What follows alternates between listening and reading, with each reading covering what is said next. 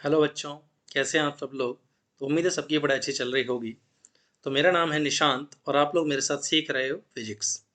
तो हमने नीट की एक चैप्टर वाइज पीवाई की सीरीज स्टार्ट कर रखी थी, जिसमें 2005 से लेकर 2023 तक जितने भी नीट के क्वेश्चन आए हुए हैं उनका चैप्टर वाइज डिस्कशन कर रहे थे। इस सीरीज में आज हम स्टार्ट करने वाले हैं हमारा 11th का chapter, Newton's laws of motion. ठीक है। तो चैप्टर में अगर मैं ध्यान से देखूं यहाँ पर, तो 2023 से लेकर के एंड 2005 तक के हमारे पास टोटल 45 क्वेश्चन आए हुए हैं, जिनका अपन जो है डिस्कशन करने वाले हैं। इस क्लास की पीडीएफ, जैसे कि आप क्लास में देख पा रहे हो, इस पूरे क्लास की जो पीडीएफ है हमारे टेलीग्राम चैनल पे, जिसकी लिंक वीडियो के डिस्क्रिप्शन में है, वहाँ पे आपको मिल जाएगी। तो मेरा सजेशन फिर से वही है, सेम जो मैं पहले कहता आया हूँ आज तक, कि आप सबसे पहले ये जो क्लास की जो पीडीएफ है उसको अच्छे से डाउनलोड करें और प्रैक्टिस करें। प्रैक्टिस करने के बाद जो क्वेश्चन नहीं होते हैं उनके सॉल्यूशन के लिए अगर आप इस वीडियो को देखोगे तो आपका ज़्यादा बेनिफिट होगा। ठीक है। बाकी एक तरह से वन शॉट रिवीजन के लिए भी आप इसको काम में ले सकते हो। ठीक है। चलिए फिर, अच्छा एक चीज़ और, ये जो हमारे पास पूरा का पूरा चैप्टर है, टोटल 45 क्वेश्चन है, तो हम इसको 3 पार्ट में डिस्कस करेंगे। एनएलएम के 3 पार्ट आएंगे हमारे पास 15-15 क्वेश्चन के। ठीक है। तो आज के इस वीडियो में हम स्टार्ट करने वाले हैं इसका पार्ट 1, जिसमें अपन शुरुआत के 15 क्वेश्चन जो है वो डिस्कस करने वाले हैं। चलिए फिर बिना टाइम वेस्ट किए हुए स्टार्ट करते हैं जरा क्वेश्चन नंबर 1 से। क्वेश्चन नंबर 1 देखते हैं जरा। A 1 kg object strikes a wall with velocity 1 metre per second at angle 60 degree with the wall. ध्यान देना, ये हमारे पास मान लो एक वॉल है, ये एक दीवार हो गई। मैं इस डायरेक्शन को मान लेता हूँ x और इस दीवार वाली डायरेक्शन को मान लेता हूँ y। अब एक 1 kg की बॉल जो है वो 1 मीटर पर सेकेंड से इसको हिट की है। m जो है बॉल का कितना है 1 kg, और वो इसको हिट की है कितने एंगल पे, वॉल से 60 डिग्री पे। ध्यान देना, दीवार से 60 डिग्री पे हिट की है, कितनी रफ्तार से, 1 मीटर पर सेकेंड से। क्लियर। तो पहले तो जरा मैं इसके मोमेंटम के कंपोनेंट ले लेता हूँ। ठीक है, पहले वेलोसिटी के कंपोनेंट लेते, तो ये 60 है तो ये भी 60 हो जाएगा।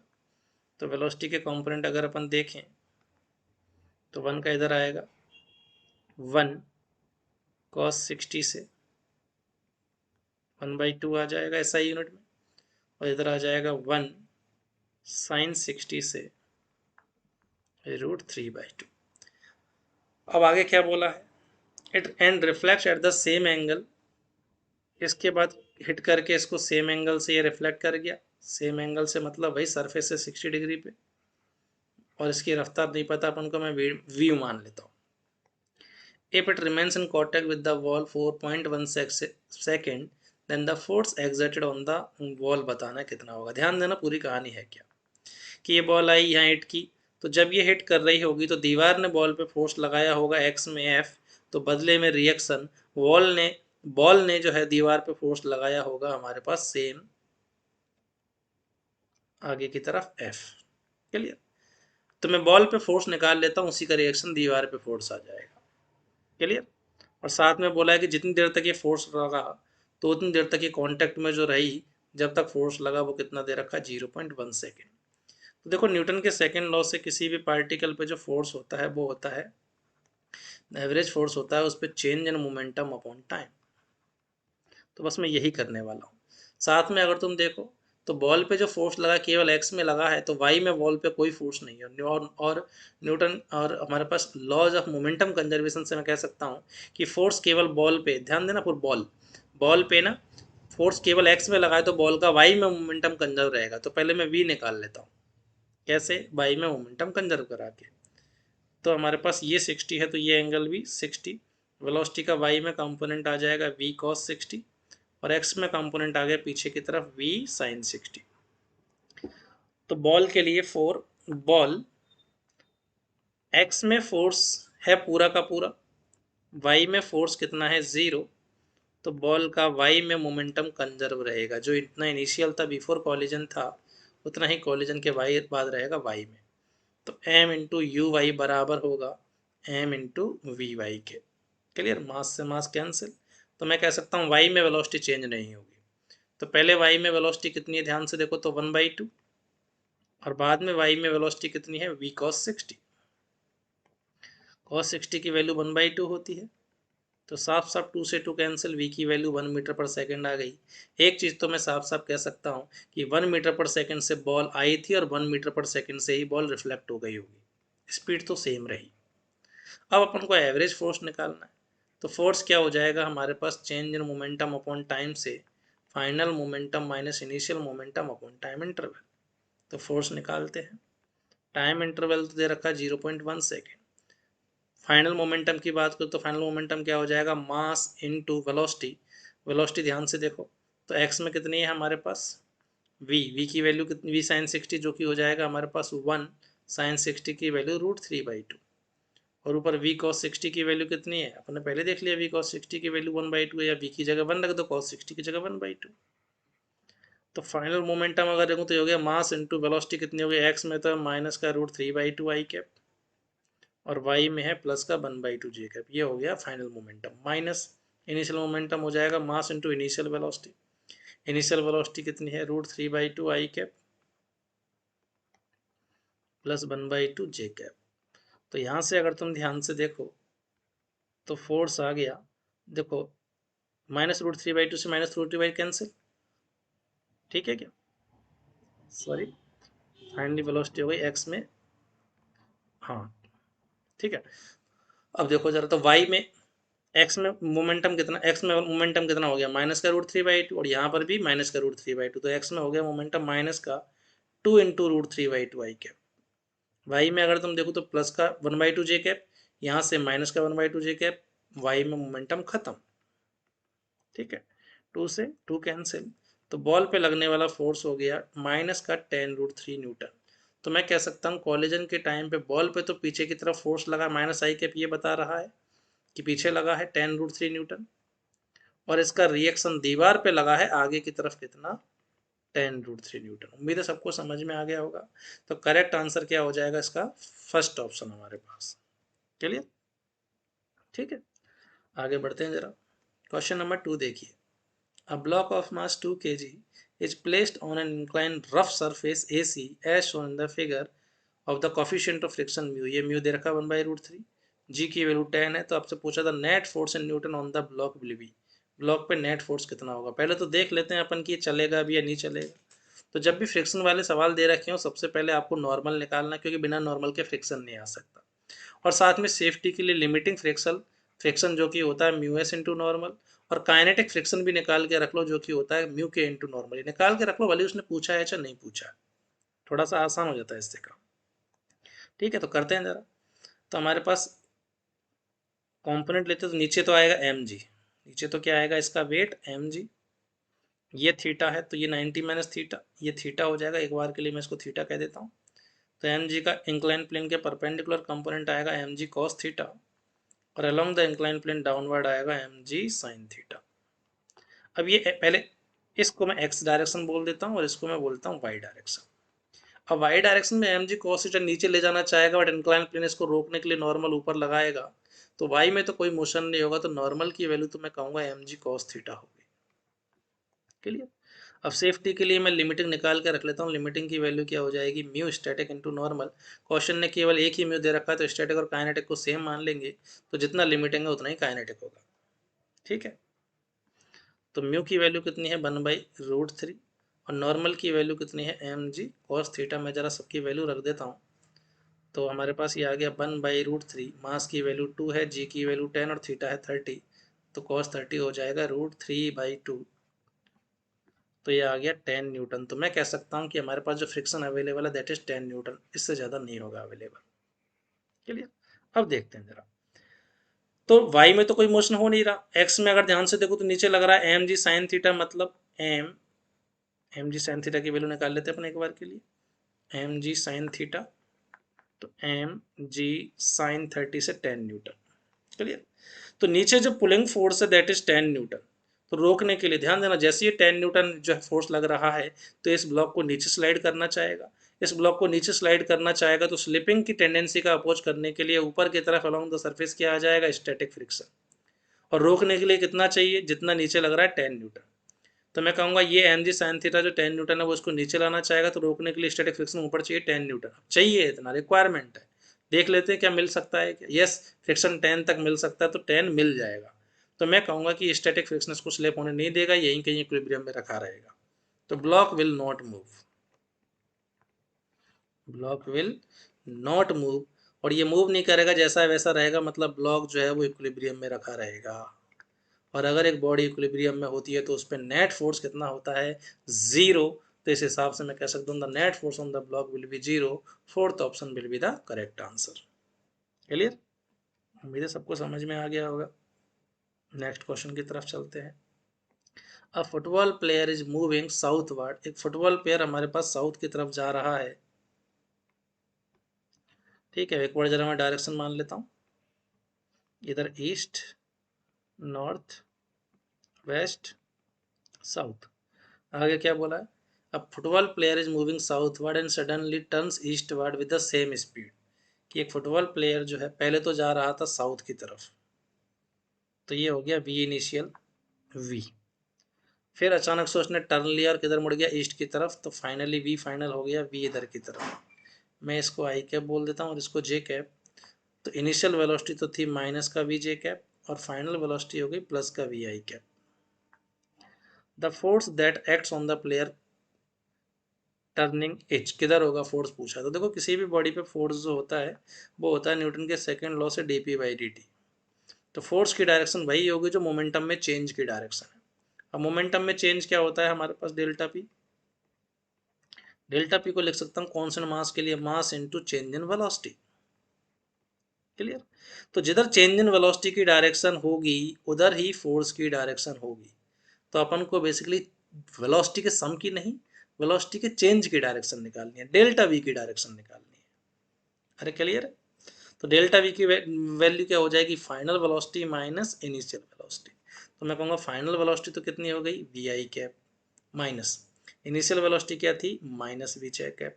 तो चेंज इन वेलोसिटी की वैल्यू आ गई V I cap plus V J cap. अगर मैं इसको ड्रॉ करूँ तो एक्स में वी है और वाई में भी प्लस का वी है, तो ये इधर आएगा नेट चेंज इन वेलोसिटी। अब नेट चेंज इन वेलोसिटी जो आ रहा है वो नॉर्थ ईस्ट में आ रहा है, तो जिधर चेंज इन वेलोसिटी होता है उधर ही क्या हो जाएगा, चेंज इन मोमेंटम, और इधर ही क्या आ जाएगा, फोर्स। तो ये जो फुटबॉलर है वो नॉर्थ ईस्ट में फोर्स एक्सपीरियंस करेगा। Correct option will B second option. Clear? उम्मीद है सबको समझ में आ गया होगा। आगे बढ़ते हैं जरा। Calculate the maximum acceleration of a moving car so that a body lying on the floor of a car remains stationary. The coefficient of static friction between the body and the floor is 0.5। ध्यान देना, आपसे कहा है कि ये car है, ये मान लो हमारे पास कोई कार है, ठीक है। अब इस पे एक हमारे पास एक ब्लॉक रखा हुआ, कोई कोई मास मान लेते हैं एम। यहाँ अपन को स्टैटिक फ्रिक्शन कॉफिशियंट दे रखा है, तो बोला है कि कार का मैक्सिमम एक्सीलरेशन बताइए ताकि ये इसके रेस्पेक्ट में रेस्ट पे रहे, स्लिप ना हो। ठीक है क्या, देखो वैसे तो अगर ये कार आगे जाएगी तो नो डाउट, देखो फ्रेम ऑफ रेफरेंस का खेल है। अगर मैं ग्राउंड पे खड़ा होके कहूँ तो देखो दोनों फ्रेम में सॉल्व करके बता देता हूँ। तो with respect to ground, ground वाले को क्या लगेगा कि ये कार के रेस्पेक्ट में स्लिप नहीं हो रहा, तो जितने एक्सीलरेशन से कार जाएगी उतने से ही हमारे पास ब्लॉक जाएगा। तो ग्राउंड के रेस्पेक्ट में ये जो ब्लॉक है कार के एक्सीलरेशन से ही आगे जाता हुआ दिखेगा। लेकिन अगर मैं कार पे ही बैठ जाऊं, तो कार पे बैठ के ही अगर मैं इसको देखूंगा तो ये हमेशा रेस्ट पे दिखाई देगा, ऑलवेज एट रेस्ट। और ऑलवेज एट रेस्ट का मतलब क्या होना होता है, इक्विलिब्रियम में होना। तो अगर कार पे ही बैठ के देखूं तो ये मेरे को इक्विलिब्रियम में दिखाई देगा। मैं दोनों सॉल्व कर देता हूँ। तो पहले कार के फ्रेम में देख लेते हैं मेथड 2 से। तो कार के फ्रेम में अगर मैं कहूँ तो मैं एक नॉन इनर्शियल फ्रेम में बैठ गया, तो तुरंत इस पर पीछे लगाना पड़ेगा एक शूडो। ये सूडो इसको पीछे ले जाना चाहेगा, अपन को इक्विलिब्रियम में लाना है। ध्यान देना फिर क्या होगा, तो ये सूडो इसको पीछे ले जाना चाहेगा तो स्लिपिंग की टेंडेंसी होगी और इसको अपोज करने के लिए आगे आएगा स्टैटिक। तो पक्का इक्विलिब्रियम के लिए स्टैटिक बैलेंस कर रहा होगा एम ए को।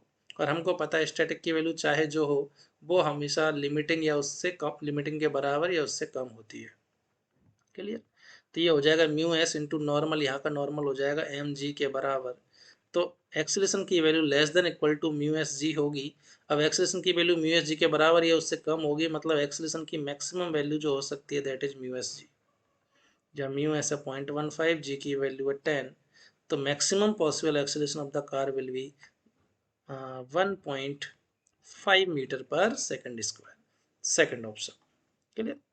अब अगर इसी क्वेश्चन को अगर मैं ग्राउंड वाले ऑब्जर्वर के लिए कहूँ तो उससे क्या लगेगा कि ये कार के साथ में ब्लॉक आगे जा रहा है, ये सरफेस पे रखा हुआ है और ग्राउंड के रेस्पेक्ट में लगेगा कि कार के साथ आगे जा रहा है। अब कार के साथ आगे जा रहा है, बिना फोर्स के एक्सेलेरेशन कैसे आएगा, तो पक्का यहाँ पे स्टैटिक फ्रिक्शन लग रहा होगा जिसने इसको एक्सलेट करा होगा। तो ग्राउंड के रेस्पेक्ट में क्या लगेगा कि स्टैटिक फ्रिक्शन लग रहा है जिसने इसको एक्सलेट किया है, तो यही फ्रिक्शन बराबर हो जाएगा मास इनटू एक्सेलरेशन के। क्लियर। और अपन को पता है स्टैटिक फ्रिक्शन चाहे जो हो हमेशा लिमिटिंग से तो कम ही होगा या बराबर होगा, तो सेम इक्वेशन आ गई। तो यहाँ से भी एक ही मैक्सिमम वैल्यू सेम ही आ जाएगी, म्यू एस इंटू जी, या बोल दो 1.5 metre per second square. Clear. तो इसलिए देखो, सबसे पहले जब भी आप क्वेश्चन करो तो सबसे पहले आपको फ्रेम पता होना चाहिए, क्योंकि rest and motion depends on frame. ठीक है, तो सबसे पहले अपन कोई भी लॉ लगाएंगे, चाहे mechanical energy conservation, momentum conservation, F equal to M A, कोई भी चीज़ अगर अपन करें सबसे पहले अपन को फ्रेम डिसाइड करना है कि अपन किस फ्रेम में बात करेंगे। Generally upon by default ground frame में कर रहे हो तो सबसे पहले पता होना चाहिए किस फ्रेम में बात करना है, क्योंकि एक ही बॉडी अलग अलग फ्रेम में अलग अलग सिचुएशन में हो सकती है। क्लियर। उम्मीद है सबको समझ में आ गया होगा। क्वेश्चन नंबर 5 देखते हैं। A cell of mass m is at rest initially.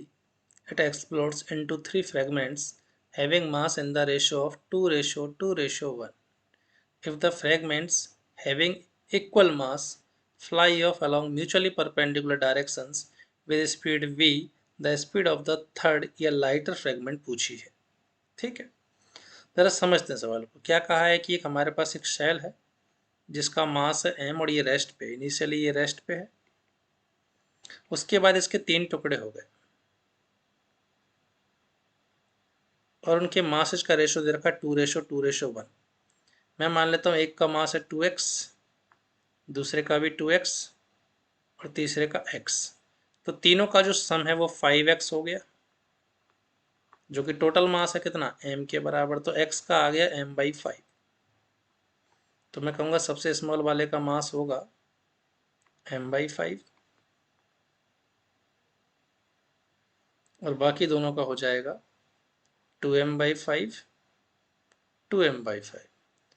So 2m/5 है ना, मीटर पर सेकंड नहीं है। और सवाल ने क्या कहा है कि जिनके मास बराबर हैं वो म्यूचुअली परपेंडिकुलर गए हैं, ये और वो भी v स्पीड से। ये मान लो x में गया होगा v स्पीड से, ये परपेंडिकुलर गया होगा y में v स्पीड से। तो थर्ड पार्ट की वेलोसिटी पूछिए, मैं मान लेता हूँ उसकी वेलोसिटी है कुछ v डैश, अपन को ये निकालनी है। तो ध्यान से देखो, तो ये मोमेंटम कंजर्वेशन का सवाल है। कैसे, जब ये एक्सप्लोड हुआ है तो एक्सटर्नली तो कोई फोर्स लगाया नहीं है, इंटरनली फोर्स लगा, इस पे F1 लगा होगा, इधर इस पे F2 लगा होगा, इस पे F3 लगा होगा, तीनों का वेक्टर एडिशन 0 होगा। तो मैं कहूँगा नेट फोर्स एक्सटर्नली नहीं लगाया, इंटरनल की वजह से एक्सप्लोड हुआ है, तो पूरे के पूरे सेल का जितना मोमेंटम पहले था उतना ही बाद में होगा। इनिशियली पूरा रेस्ट पे था तो मोमेंटम 0, फाइनली पूरे सिस्टम का मोमेंटम कितना हो जाएगा, 2x वाले का तो हो जाएगा हमारे पास 2m/5, ये तो हो गया मास, वेलोसिटी है vi कैप में, इस 2m वाले का मोमेंटम हो जाएगा 2m/5 into we J cap में, और स्मॉलर वाले की वेलोसिटी पूछी है उसका मोमेंटम हो जाएगा m/5 into we dash. Clear. अब मैंने वेक्टर फॉर्म में ले लिया, अपने आप ही आंसर वेक्टर फॉर्म में आ जाएगा। तो यहाँ से इसको इधर लेके आ जाते हैं तो ये उधर जाके नेगेटिव हो जाएगा कि पहले तो m/5 कॉमन आके 0 में गया, तो वी डैश की वैल्यू आ गई माइनस का 2vi कैप माइनस का 2vj कैप। तो मैं कह सकता हूँ वी डैश का मैग्नीट्यूड हो जाएगा हमारे पास, 2v कॉमन ले लें यहाँ से पहले, माइनस का 2v आई कैप प्लस जे कैप, तो ये मैग्नीट्यूड हो जाएगा 2v√1 का स्क्वायर प्लस 1 के स्क्वायर से 2√2v। तो थर्ड वाला जो पार्ट है वो इधर कहीं जाएगा कितनी रफ्तार से, 2√2v से। तो करेक्ट आंसर क्या हो जाएगा, फर्स्ट ऑप्शन। क्लियर। उम्मीद है सबको समझ में आ गया होगा। नेक्स्ट क्वेश्चन की तरफ चलते हैं अपन। The distance covered by a body of mass 5 gram having linear momentum 0.3 kg metre per second in 5 second. क्या कहा है कि एक पार्टिकल का मोमेंटम है m इंटू वी बराबर 0.3 SI यूनिट। पहले तो मैं वेलोसिटी निकाल लेता हूँ। तो मास दे रखा 5 इंटू 10⁻³ kg, क्योंकि ग्राम को kg में कन्वर्ट कर लिया। वेलोसिटी मेरे को निकालनी है 0.3, तो यहाँ से वेलोसिटी आ जाएगी हमारे पास 0.3, ये 10⁻³ इधर आके हमारे पास डिवाइड में जाएगी 5 × 10⁻³ जो कि ऊपर जाके प्लस में हो जाएगा। तो ये आ गया 300/5 से 60 मीटर पर सेकेंड। अब कांस्टेंट मोमेंटम दे रखा है तो वेलोसिटी कांस्टेंट है, मतलब ये जो पार्टिकल है वो एक कांस्टेंट वेलोसिटी से चल रहा है 60 मीटर पर सेकेंड से। तो आपसे पूछा है 5 सेकेंड में कितनी डिस्टेंस कवर करेगा, सीधा सीधा कह सकता हूँ वेलोसिटी कांस्टेंट, तो सीधा डिस्टेंस कवर हो जाएगी हमारे पास वेलोसिटी इनटू टाइम के बराबर 300 मीटर। तो 5 सेकेंड्स में ये 300 मीटर कवर कर जाएगा। Correct answer will B second option. Clear? उम्मीद है सबको समझ में आ गया होगा। नेक्स्ट क्वेश्चन की तरफ चलते हैं। Given below are two statements, one is labeled as assertion and the other is labeled as reason। ये दो स्टेटमेंट है, assertion और reason। assertion क्या है? When a firecracker या rocket जो होती है वो explodes in mid air, its fragments fly in such a way that they continue moving in the same path with which the firecracker would have followed had it not exploded। समझना जरा क्या कह रहा है। ये कह रहा है कि हमारे पास मान लो ये एक रॉकेट है जो ऊपर की तरफ जा रहा है, तो अभी एक्सप्लोड नहीं हुआ तो ये ऊपर की तरफ जा रहा है और मान लो ये इस ट्रेजेक्ट्री को फॉलो करता। अब यहाँ अगर जाके एक्सप्लोड हो जाए, मान लो इसके टुकड़े हो जाए हमारे पास 2 टुकड़े, ठीक है, इस पे फोर्स लग गया मान लो इधर, इस पे लग गया मान लो इधर, तो साफ साफ से हिसाब है इस पे मान लो इसको इधर कहीं वेलोसिटी मिल जाएगी, इसको इधर कहीं मिल जाएगी, तो ये इधर जाएगा ये इधर जाएगा। बट क्वेश्चन क्या बोल रहा है कि क्वेश्चन बोल रहा है कि आफ्टर एक्सप्लोजन दोनों पार्ट उसी ट्रेजेक्ट्री को फॉलो करेंगे जिस पे हमारे पास बिना एक्सप्लोजन के जा रहा था, तो नहीं, ये तो रॉन्ग हो गया। क्लियर? हालांकि अगर आपने सेंटर ऑफ मास में पढ़ा हुआ है तो यहाँ मैं इस चीज़ में एक और कमेंट ऐड करना चाहूँगा कि दोनों पार्टिकल की ट्रेजेक्ट्री अलग हो सकती है, बट पूरे सिस्टम का जो सेंटर ऑफ मास है वो सेम ट्रेजेक्ट्री फॉलो करेगा। कॉलिजन एक्सप्लोजन से पहले जिस ट्रेजेक्ट्री पे सेंटर ऑफ मास चल रहा था उसी ट्रेजेक्ट्री पे सेंटर ऑफ मास बाद में चलता रहेगा, तो सेंटर ऑफ मास की ट्रेजेक्ट्री सेम रहेगी, ना कि इच पार्टिकल की। आगे क्या कहा है? एक्सप्लोजन ऑफ क्रैकर्स या rocket occur due to the internal forces only and no external force act on the explosion. बिल्कुल सही बात है कि इसका जो एक्सप्लोजन हुआ वो इंटरनल की वजह से हुआ। पूरे सिस्टम को अगर मैं ध्यान से देखूँ तो एफ एक्शन रिएक्शन से खत्म हो गया, इंटरनल हो गया, इंटरनल फोर्सेस की वजह से हुआ, एक्सटर्नली कोई फोर्स नहीं लगाया है हमने, तो ये बात बिल्कुल सही है। अब अपन से करेक्ट इनकरेक्ट पूछा है तो बोला है कि A is not correct, yes A is not correct but R is correct, first option ही करेक्ट आंसर हो जाएगा। सेकंड में बोला बोथ आर करेक्ट, नहीं बोथ करेक्ट नहीं है। थर्ड में भी बोथ आर करेक्ट, इसमें ए इज करेक्ट नहीं, तो first option will be the correct answer. उम्मीद है सबको समझ में आ गया होगा। नेक्स्ट क्वेश्चन की तरफ चलते हैं। In the diagram shown the normal reaction force between 2 kg and 1 kg, या 2 kg और 1 kg के बीच में इस जगह पे नॉर्मल पूछा है, कितना लग रहा होगा। क्लियर? तो देखो ये जो तीनों ब्लॉक है चलेंगे तो हमारे पास साथ साथ चलेंगे, वरना नहीं चलेंगे, या तो ऊपर साथ साथ जाएंगे ए से या नीचे साथ साथ जाएंगे। तो अगर ये साथ साथ ही जाएंगे तो मैं एक बार के लिए तीनों को एक ही ब्लॉक मान लो 6 kg का, जिसपे इधर से फोर्स लग रहा है 8 न्यूटन और इधर से लग रहा है एक्सटर्नल 60 न्यूटन। साथ में ग्रेविटी के भी फोर्स आ रहे होंगे। 6g नीचे लग रहा है तो 6g का इधर कंपोनेंट आएगा 6g cos 30, ये 30 है तो ये 60, ये 30 हो जाएगा, और इधर कंपोनेंट आएगा 6g sin 30। sin 30 की वैल्यू कितनी हो जाएगी 60 इंटू साइन 30 1/2 से 30 न्यूटन। अब एक बार देख लेते हैं पहले किधर चलेगा, तो ध्यान से देखो यहाँ पर, तो 60 न्यूटन फोर्स तो लग रहा है ऊपर की तरफ, 30 न्यूटन यहाँ नीचे लग रहा है और 18 न्यूटन नीचे लग रहा है, तो नेट नीचे तो कितना हो गया हमारे पास 30 न्यूटन और 18 न्यूटन, नेट नीचे तो कितना हो गया हमारे पास, नेट नीचे तो हो गया 48 और ऊपर लग रहा है 60, तो नेट फोर्स ऊपर की तरफ आ गया। तो मैं कहूँगा ये ब्लॉक ऊपर एक्सेलरेट होंगे, कितने एक्सेलेशन से, नेट फोर्स अपॉन मास, तो 12/6 से 2 मीटर पर सेकंड स्क्वायर से पूरा सिस्टम ऊपर जाएगा। क्लियर? तो एक चीज तो पता लग गया अपन को, एक चीज तो अपन को पता लग गया कि पूरा का पूरा सिस्टम जो है वो ऊपर की तरफ जाएगा 2 मीटर पर सेकंड स्क्वायर से। ठीक है, ओके। कैसे आया 2 एक बार फिर से वीडियो रिपीट करके आप देख सकते हो। अब पूरा सिस्टम मतलब तीनों ब्लॉक ऊपर साथ साथ जा रहे होंगे 2 मीटर/सेकंड स्क्वायर से। अपन से यहाँ का नॉर्मल पूछा है, कोई दिक्कत नहीं है, मैं इंडिविजुअल का एफबीडी बना लेता हूँ। तो ये 1 kg का एफबीडी पे फोकस कर लेता हूँ। तो 1 kg वाला जो है इसका एक्सेलरेशन है ऊपर की तरफ 2 मीटर/सेकंड स्क्वायर। इस पे अलॉन्ग द इंक्लाइन पे नीचे फोर्स लग रहा है 18 न्यूटन, और 2 की वजह से 1 पे नॉर्मल लग रहा होगा ऊपर की तरफ जो इसको ऊपर ले जा रहा है। साथ में खुद की ग्रेविटी का इधर तो आ रहा होगा 1g cos थीटा और इधर आ रहा होगा 1g sin थीटा। क्लियर। अब एफ इक्वल टू एम की इक्वेशन लगाते हैं। देखो मैं वाई में फोर्स की पे कोई मैं perpendicular to the incline force पे बात नहीं कर रहा क्योंकि वो बैलेंस हो रहा है कि अराउंड द इंक्लाइन प्लेन ही एक्सेलरेशन हो रहा है। तो 1g sin 30 से g की वैल्यू 10 sin 30 हो गया 1/2 5 न्यूटन। ठीक। तो देखते हैं जरा इस पर क्या कहानी होगी। इसका नेट एक्सेलरेशन ऊपर की तरफ है तो नॉर्मल ज़्यादा रहा होगा, तो मैं कहूँगा प्लस का नॉर्मल माइनस का 5 माइनस का 18 की नेट फोर्स, और यही बराबर हो जाएगा मास इंटू एक्सेलरेशन के। तो यहाँ से नॉर्मल जो लग रहा है दोनों के बीच में वो कितना लगेगा 25 न्यूटन। यहाँ वाला नॉर्मल 25 आ जाएगा। Correct option will B second option. Clear. उम्मीद है सबको समझ में आ गया होगा। नेक्स्ट क्वेश्चन की तरफ चलते हैं। A ball of mass 0.5 kg is dropped from a height 10 meter क्या किया and strikes the ground and rebounds to the same height.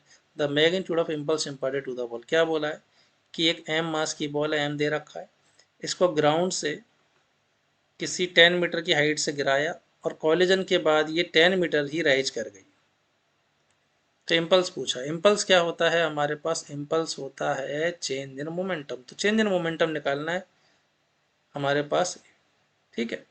तो चेंज इन मोमेंटम कैसे निकालेंगे? तो जब ये बॉल को दीवार को यहाँ हिट करेगा तो नीचे वेलोसिटी हो जाएगी यहाँ कुछ वी, और जस्ट आफ्टर कॉलिजन ऊपर वेलोसिटी हो जाएगी कुछ यू। पहले तो मैं यू निकाल लेता हूँ। तो यहाँ से रिलीज किया तो फ्री फॉल में एच गिरने के बाद वेलोसिटी हो जाएगी डाउनवर्ड में √2gh। और फिर से सेम ही हाइट गया तो ये एच की वैल्यू हो जाएगी मैक्सिमम हाइट u²/2g से u भी क्या आ गया √2gh। तो मैं कह सकता हूँ कॉलिजन के रिगार्डिंग कि कॉलिजन से जस्ट पहले वेलोसिटी नीचे थी √2gh। ज़रा वैल्यू रख देते हैं। 2gh की वैल्यू 10 है तो 10√2। तो कॉलिजन से जस्ट पहले वेलोसिटी थी नीचे की तरफ, कितनी थी v इनिशियल। नीचे वाले डायरेक्शन को मैग्नीट्यूड तो हो गया 10√2, नीचे वाले डायरेक्शन को मैं माइनस जे कैप मान लेता हूँ। और कॉलिजन के जस्ट बाद वेलोसिटी हो गई ऊपर की तरफ प्लस का 10√2 जे कैप। और इम्पल्स क्या होता है? Change in momentum. तो मास तो है 0.15, फाइनल वेलोसिटी हो गई 10√2 जे कैप माइनस इनिशियल वेलोसिटी थी -10√2 जे कैप। तो मोमेंटम में चेंज के रिगार्डिंग 0.15 ये दोनों ऐड होके हो गए 20√2 जे कैप। तो ये वैल्यू आ गई हमारे पास 3√2 जे कैप इम्पल्स। फर्दर सॉल्व करते हैं इसको। तो 3 इंटू √2 की वैल्यू होती है 1.414। तो ये वैल्यू आ गई हमारे पास 4.242 kg इंटू मीटर/सेकेंड। तो correct answer will be third option. उम्मीद है सबको समझ में आ गया होगा। ठीक है। नेक्स्ट क्वेश्चन की तरफ चलते हैं। क्वेश्चन नंबर 10 देखिए। Two bodies of mass 4 kg and 6 kg are ties to each to the ends of massless string. एक मासलेस स्ट्रिंग है जिससे 4 kg और 6 kg बांध रखा है। The string passes over a pulley which is frictionless. ये सारा कुछ फ्रिक्शनलेस दे रखा है। The acceleration of the system in terms of acceleration of gravity पूछा कितना होगा। तो देखो ये 4 kg है, 6 kg है, ज़्यादा भारी है तो इस पर तो नीचे फोर्स लग रहा होगा 6g, इस पे नीचे फोर्स लग रहा होगा 4g। साफ साफ दिखाई दे रहा है राइट में फोर्स ज़्यादा है तो ये पूरा सिस्टम राइट की तरफ चलने लगेगा। ये ब्लॉक नीचे ए से जाएगा तो ये ब्लॉक ऊपर ए से जाएगा। ये अपन को ए फाइंड करना। तो मैं इस स्ट्रिंग में टेंशन टी मान लेता हूँ, पूरा स्ट्रिंग सेम ही तो टेंशन टी होगा। जरा एबीडी से इक्वेशन बनाते हैं। तो पहले जरा 4 kg के लिए देखो, इसका एक्सेलरेशन ऊपर है तो टी ज़्यादा रहा होगा 4g कम, तो मैं टी को ज़्यादा प्लस में मान लेता हूँ। तो T minus 4g net force हो गया। This will be mass into acceleration. 6 kg नीचे जा रहा है तो 6g ज़्यादा होगा तो 6g को प्लस मान लेते हैं। 6g माइनस टी ये नेट फोर्स हो गया equal to mass into acceleration. अपन को ए फाइंड करना है, दोनों को ऐड कर दो तो इक्वेशन 1 + 2 से टी ऐड हो जाएगा। 6g में -4g ऐड करेंगे तो 2g इक्वल टू 10a। तो a की वैल्यू आ गई g/5। तो ये 6 वाला g/5 से नीचे जाएगा, 4 वाला g/5 से ऊपर आएगा। Correct option will B 2। Clear. तो तुम ऐसे भी कर सकते हो, वैसे इसके लिए रिजल्ट होते हैं हमारे पास। इधर खींचने वाला 6G है, इधर रोकने वाला 4G है, तो नेट ड्राइविंग फोर्स खींचने वाला हो जाएगा 6G माइनस 4G से 2G। ये तो नेट फोर्स हो गया। और पूरे सिस्टम का मास है 10, तो इससे भी साफ साफ बोल सकता हूँ G/5 metre per second square आ जाएगा। चलिए नेक्स्ट क्वेश्चन की तरफ चलते हैं। क्वेश्चन नंबर 11 देखिए जरा। Calculate the acceleration of the block and the trolley system shown in the figure. The coefficient of kinetic friction between the trolley and the surface is this. यहाँ का kinetic friction दिखा बोल रखा है आपसे। Kinetic friction coefficient. Mass of the string is negligible and no other friction exists. इसके अलावा कोई और फ्रिक्शन नहीं है। देखो हर जगह एक्सेलेरेशन दे रखा, मतलब साफ साफ से क्लियर, एक चीज़ तो क्लियर है कि ये सिस्टम चलेगा। तो मेरे को ये चेक करने की ज़रूरत नहीं है कि भाई स्टैटिक जो है इसको रोक पाएगा या नहीं रोक पाएगा, क्योंकि क्वेश्चन में सारे ऑप्शन दे रखे हैं कि चलने वाले। क्लियर। तो अपन को बस इतना निकालना है कि इसका एक्सेलेरेशन कितना होगा। तो देखो क्या होगा, इस 2 kg पे नीचे की तरफ फोर्स लग रहा होगा 2G, जो इसको नीचे खींचना चाहेगा। तो ये नीचे खींचना चाहेगा तो 10 kg वाला आगे जाना चाहेगा, इसको आगे जाएगा तो आगे जाएगा, तो इसकी स्लिपिंग को रोकने के लिए पीछे की तरफ क्या आएगा, ट्रॉली पे काइनेटिक फ्रिक्शन। यहाँ नॉर्मल काइनेटिक फ्रिक्शन की वैल्यू क्या हो जाएगी, म्यू के इंटू उसी सरफेस का नॉर्मल जहाँ काइनेटिक फ्रिक्शन देखा जा रहा है। अब मैं यहाँ का काइनेटिक फ्रिक्शन देख रहा हूँ तो यही वाला नॉर्मल निकाल लेता हूँ। तो 10 kg का केवल एक्स में मोशन हो रहा है, वाई में कोई मोशन नहीं हो रहा, तो वाई में फोर्स बैलेंस होंगे। तो यहाँ नॉर्मल उतना ही होगा जितना 10 kg का वेट है। तो यहाँ का नॉर्मल साफ साफ आ गया 10G मतलब 100 न्यूटन। तो काइनेटिक फ्रिक्शन कितना लग रहा होगा, या म्यू के इंटू 100 5 न्यूटन। क्लियर। तो इस पे पीछे लग रहा होगा 5 न्यूटन, आगे इसको 2G से 20 न्यूटन खींच रहा है। तो मैं साफ साफ कह सकता हूँ पूरे सिस्टम के लिए, या तो आप चाहो तो इंडिविजुअल के OBD सॉल्व कर लो। दो तरीके बताता हूँ, पहले समझना जरा स्टैंडर्ड मेथड। यहाँ टेंशन T है, इस पे टेंशन T है, तो इसको चलाने वाला T है, रोकने वाला F है, 5 न्यूटन है। बट एक्सीलेशन आगे है तो T ज़्यादा रहा होगा, तो प्लस का T माइनस का 5 नेट फोर्स हो गया, इसको लिख दूंगा मास इंटू एक्सेलेरेशन। 2 kg नीचे जा रहा है तो पक्का 20 ज़्यादा होगा T का, तो 20 minus T will be the net force जिस equal to mass into acceleration. दोनों को ऐड कर दो, इक्वेशन 1 और 2 को ऐड कर दिया जाए तो T और माइनस T मिलकर 0 हो जाएंगे। 20 में -5 ऐड होगा तो 15 इक्वल टू 12 है। ए की वैल्यू आ गई 3 से डिवाइड करने पे 5/4, या बोल दो 1.25 मीटर पर सेकंड स्क्वायर। या आप ऐसे भी निकाल सकते थे कि पूरे सिस्टम को एक ही मान लो, तो T को इंटरवल मान के ख़त्म कर सकते हैं। तो इधर खींचने वाला 20 है, रोकने वाला 5 है, तो नेट चलाने वाला फोर्स हो जाएगा 20 माइनस 5। तो पूरे सिस्टम पे नेट ड्राइविंग फोर्स तो हो गया 15 अपॉन में पूरे सिस्टम का मास, इतना एक्सेलरेशन आएगा हमारे पास। सेम ही आ गया 5/4। तो correct answer will be option number 2। ठीक है, नेक्स्ट क्वेश्चन की तरफ चलते हैं। A truck is stationary and has a bob suspended by a light string. कोई मान लो एक ट्रक है, वह शुरुआत में रेस्ट पे है और इससे एक एम मास का ब्लॉक बंधा हुआ है एक लाइट स्ट्रिंग से। The truck suddenly moves to the right with an acceleration a, तो पेंडुलम will tilt। अब ये ट्रक अचानक से ए से जाने लगा। ठीक है, अचानक से ए से जाने लगेगा तो मैं विद रेस्पेक्ट टू ट्रक बात कर लेता हूँ। ट्रक अगर अचानक से ए से जाएगा तो इस पे पीछे की तरफ सूडो लगेगा ए में। तो इक्विलिब्रियम में आने के लिए ये कुछ इस तरह का हो जाएगा हमारे पास, विद रेस्पेक्ट टू ट्रक लिख रहा हूँ ना। ट्रक में बैठ के ही इसको देखोगे तो थोड़ी देर में कुछ इस तरह का अरेंजमेंट हो जाएगा कि एम में पीछे लग रहा है, नीचे एम जे लग रहा है, और ये वर्टिकल से किसी थीटा पे जाके इक्विलिब्रियम में हो जाएगा। यही एंगल आपसे पूछा हुआ है इक्विलिब्रियम वाला। ठीक है, तो ये थीटा निकालना है। ये टी ऊपर टी कॉस थीटा, इधर टी साइन थीटा। ट्रक के रेस्पेक्ट में इक्विलिब्रियम में है तो टी कॉस थीटा ने एम जी को बैलेंस किया होगा और टी साइन थीटा ने एम ए को बैलेंस किया होगा। दोनों को डिवाइड कर दो तो टेन थीटा की वैल्यू आ गई ए अपॉन जी, तो थीटा आ गया tan inverse A upon G with the vertical. अब पढ़ते हैं जरा, और लेफ्ट की तरफ जाएगा अगर राइट की तरफ एक्सीलेशन था तो फ्रेम का, क्योंकि सूडो लगेगा फिर ए के अपोजिट में।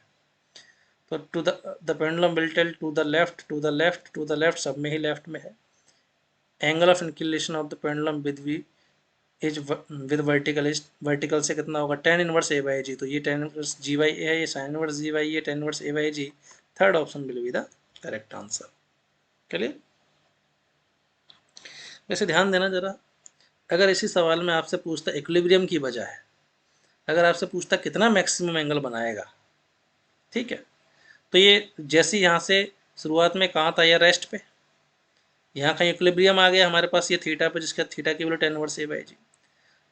तो जैसे ही एक्सलेट करेंगे ट्रक के रेस्पेक्ट में इस पर सूडो मिलेगा, तो ये इस तरह जाएगा यहाँ पर, और यहाँ भी रुकेगा नहीं क्योंकि वेलोसिटी मिल चुकी होगी। तो इस तरीके से ऑसिलेशन कर रहा होगा थीटा के एंगुलर एम्पलीट्यूड में, ठीक है, कि ये ऑसिलेशन का क्वेश्चन बन जाता फिर कि 2 थीटा में ये क्या कर रहा होता, ऑसिलेशन। इक्विलिब्रियम का पूछता एंगल तो थीटा होता 10/a/g। अगर बोलता है कि मैक्सिमम कितना एंगल बनाएगा, तो ये 2 थीटा होता ट्वाइस ऑफ 10/a/g। क्लियर। अब बात आती है हमें कैसे पता चला कि इसने मैक्सिमम एंगल पूछा है या इक्विलिब्रियम वाला पूछा है, ऑप्शन को देख करके कि हर जगह डबल वाले नहीं, केवल 10 इनवर्स वाले, तो इक्विलिब्रियम का एंगल पूछ रहा है, ठीक है। आगे बढ़ते हैं जरा। क्वेश्चन नंबर 13 देखिए। अ body of mass m is kept on a rough horizontal surface. एक बॉडी है m मास की, एक रफ सरफेस पे रखी है जहाँ का कोफिशिएंट फ्रिक्शन म्यू दे रखा है। Horizontal force is applied on the body, इस पे एक अप्लाइड हॉरिजॉन्टल फोर्स लगाया, but it does not move, move नहीं किया। मूव नहीं किया तो पक्का इसको जो होगा क्या, ध्यान से देखो तो वाई में तो मोशन कर नहीं रहा, तो नॉर्मल तो एम जी के बराबर हो जाएगा। अब आगे इसको स्लाइड कराने की टेंडेंसी तो पक्का स्टैटिक आएगा, और स्टैटिक ने इसको रोक लिया होगा, तभी जाकर ये इक्विलिब्रियम में रहा होगा। अब आगे क्या कहा है, the resultant of the normal and the friction on the object is F. तो एफ कितना होगा, चलो इसको एफ डैश बोल देता हूँ मैं ना, ठीक। ये एफ डैश लग रहा है, ये भी एफ डैश के बराबर हो जाएगा। तो आपसे बोला है कि स्टैटिक और नॉर्मल का रिजल्टेंट जो है वो एफ है, तो एफ कितना, तो मैं साफ साफ कह सकता हूँ एफ हो जाएगा अंडर रूट स्टैटिक का स्क्वायर प्लस नॉर्मल का स्क्वायर। अब इसकी रेंज पूछिए। देखो स्टैटिक की वैल्यू क्या होती है, स्टैटिक की वैल्यू होती है less than equal to limiting friction, less than equal to limiting friction. तो मैं कह सकता हूँ कि स्टैटिक जब लिमिटिंग से कम होगा तो एफ, सुन ना पहले तो मैं इसकी मैक्सिमम वैल्यू निकाल लेता हूँ, ध्यान देना कि जब एम जी तो कॉन्स्टेंट है, तो जब फ्रिक्शन मैक्सिमम होगा तो इस कैपिटल एफ की भी मैक्सिमम वैल्यू आ जाएगी। कितनी आएगी, अंडर रूट नॉर्मल का स्क्वायर प्लस लिमिटिंग फ्रिक्शन का स्क्वायर। ये फोर्स की मैक्सिमम वैल्यू है। तो फोर्स मैक्सिमम इतना लग सकता है। जब स्टैटिक लिमिटिंग होगा, स्टैटिक मैक्सिमम होगा, तो फोर्स भी मैक्सिमम होगा। अगर स्टैटिक इस मैक्सिमम से कम होगा तो फोर्स भी क्या हो जाएगा, इससे कम। तो एफ की जो रेंज है वो ये आ जाएगी हमारे पास, F will be less than equal to M G. दोनों जगह से एम जी स्क्वायर कॉमन आएगा तो बाहर एम जी बच जाएगा, यहाँ बन जाएगा म्यू स्क्वायर प्लस 1। तो ये रेंज आएगी, correct option will B fourth option, ठीक है। नेक्स्ट क्वेश्चन की तरफ चलते हैं। A particle moving with velocity v vector acted by three forces shown in the figure showed by the triangle PQ at the velocity of the particle पे क्या फर्क पड़ेगा।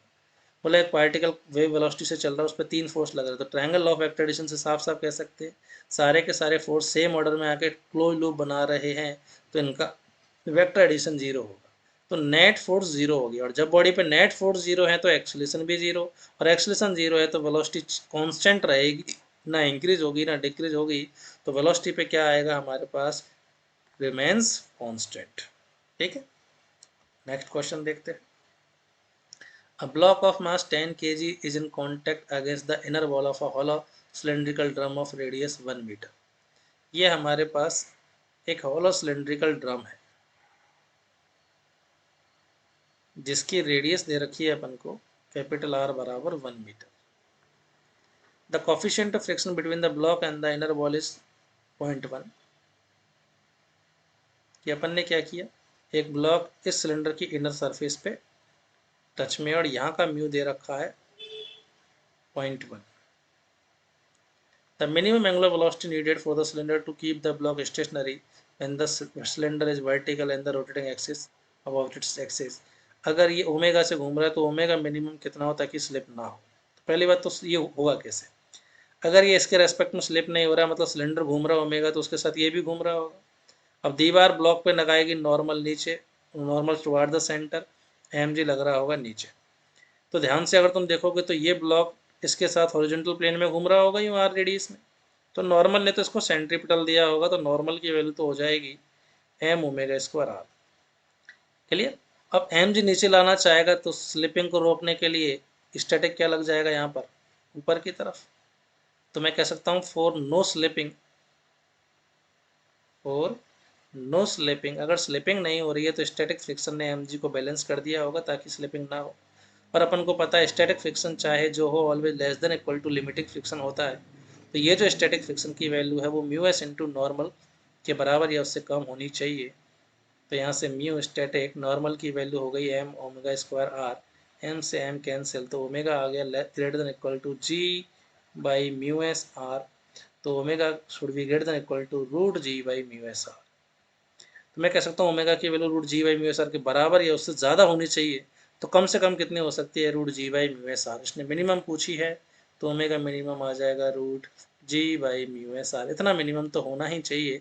अब वैल्यू रखते हैं, जी की वैल्यू 10, म्यू एस की वैल्यू 0.1, आर की वैल्यू 1 मीटर। तो रूट 100 से 10 रेडियन पर सेकेंड तो मिनिमम एंगुलर वेलोसिटी होनी चाहिए। Correct option will be third option. चलिए, उम्मीद है सबको समझ में आ गया होगा। तो आज के पार्ट में बस इतना ही। बाकी इसके आगे के क्वेश्चन जो है हम एनएलएम की आगे वाली वीडियोज़ में करेंगे। तब तक सब लोग अच्छे से प्रैक्टिस करते रहिए, अच्छे से पढ़ते रहिए। सभी को गुड लक। Thank you.